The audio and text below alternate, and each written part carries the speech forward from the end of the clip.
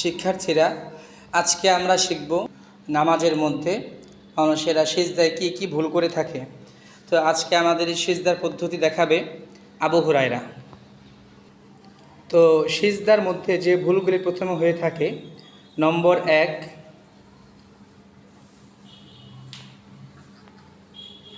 এভাবে সিজদা করা ভুল। উঠে দাঁড়াও।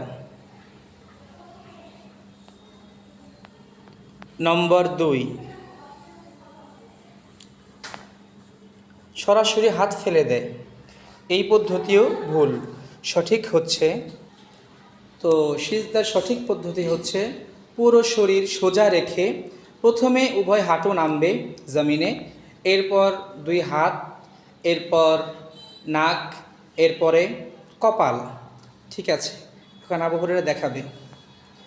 আগে হাঁটু, ঠিক আছে, আগে নাক পরে কপাল। সিজদা থেকে ওঠার সময় আগে কপাল উঠবে, এরপরে নাক, এরপরে হাত, অতঃপর 2 হাঁটু। ঠিক আছে, ওঠো।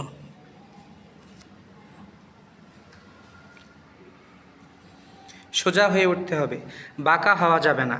বাঁকা হয়ে গেলে আমাদের রুকু 2টি হওয়ার একটি সম্ভাবনা থাকবে।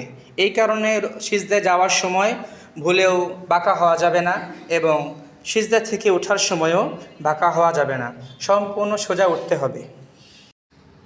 এখন আমরা দেখব মানুষ সিজদার মধ্যে কি কি ভুল করে থাকে।